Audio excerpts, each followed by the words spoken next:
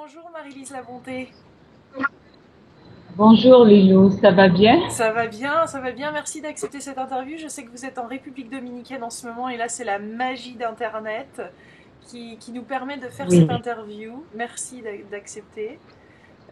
Par rapport à votre oui, livre Accompagnement d'âme aux éditions Très Daniel, fantastique livre.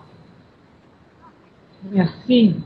J'ai trouvé ça très très intéressant et on va rentrer au cœur du sujet, mais tout d'abord j'aimerais que vous nous expliquiez à tout le monde ce que c'est l'âme et où est-elle. Oh l'âme, de fait, c'est pas facile à exprimer en quelques mots parce que beaucoup de gens ont l'impression de ne pas sentir leur âme, même si ils ont la croyance, oui, oui, j'ai une âme, évidemment, mais comment établir le dialogue avec l'âme? Donc l'âme, c'est vraiment, c'est une conscience qui nous habite, c'est une vibration.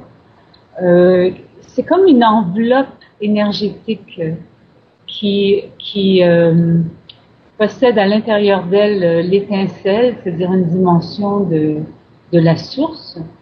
Donc l'âme est une enveloppe pour cette étincelle et cette enveloppe euh, vraiment habite totalement notre corps physique et tous nos corps subtils. Donc notre âme, c'est notre identité céleste.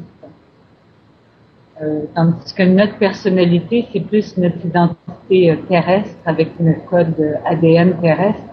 Mais notre âme a un code ADN céleste, c'est-à-dire c'est une vibration autre que la vibration que nous, on peut sentir à travers le filtre de la personnalité. D'accord. Et donc cette âme, vous nous dites, se réincarnerait dans différentes vies et Oui, a une mission en fait. Elle a une mission dans toutes ces vies qui seraient en commun, mais elle choisirait des parcours différents d'évolution. D'où l'accompagnement de l'âme. c'est ça. C'est notre âme vient certainement pour un mandat spécial dans l'incarnation dont, par exemple, là je vais utiliser mon exemple, donc je suis consciente de cette vie et dans cette vie, mon âme a quelque chose à accomplir à travers cette incarnation. Et l'âme se réincarne plusieurs vies, c'est ce qu'on appelle la roue du samsara, qui est une roue vraiment une roue d'incarnation terrestre. Alors, dépendant de l'évolution de l'âme, l'âme a à vivre plusieurs passages sur Terre, non pas dans un but de purification comme certaines croyances, systèmes de croyances le disent, mais c'est plus dans un but de venir partager quelque chose sur la planète Terre, évidemment à travers les plans terrestres. Ça, c'est autre chose. Mais est-ce que la mission de toutes les âmes serait à la base la même ou pas? On pourrait dire qu'il y a une mission commune qui est de partager l'amour. Mais est-ce que toutes les âmes réussissent à vivre cette mission ou ce mandat d'amour sur la planète Terre, puisque quand on constate la planète, quand on regarde l'évolution planétaire, il y a des âmes qui sont peut-être venues avec un mandat d'amour, mais qui rencontrent certaines souffrances et blessures à travers l'incarnation. Et cet amour qu'ils ont à partager se transforme en non-amour, en haine, ressentiment, besoin de vengeance, d'où toute cette notion besoin de pouvoir. Mais derrière tout ce qu'on observe sur la planète Terre, il y a des grandes blessures d'amour qui sont transportées planétairement par les âmes qui se véhiculent sur Terre. Et donc, il y aurait des familles d'âmes, ça c'est un autre de vos livres où vous l'expliquez très bien, mais il y a des familles d'âmes qui correspondraient aussi à des blessures en commun et ensuite un Oui, certain schéma de vie quand même sur Terre. Est-ce que vous pourriez nous expliquer un peu plus oui. ces schémas et ces C'est-à-dire que parcours en commun qu'on aurait avec notre propre famille d'âmes? Notre famille d'âmes est une famille céleste. Et nous nous incarnons sur Terre et nous rencontrons des âmes qui sont à la base de notre famille terrestre, comme notre père, notre mère, la fratrie, tout le système même transgénérationnel que l'on vient rencontrer par l'incarnation, c'est la famille terrestre.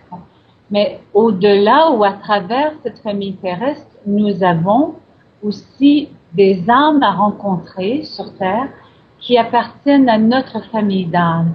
Donc, notre âme appartient à une cellule d'âme dans l'au-delà qui est appelée la famille. C'est un regroupement d'âmes qui ont une mission commune, pas juste en s'incarnant sur Terre, mais dans bien d'autres plans de conscience.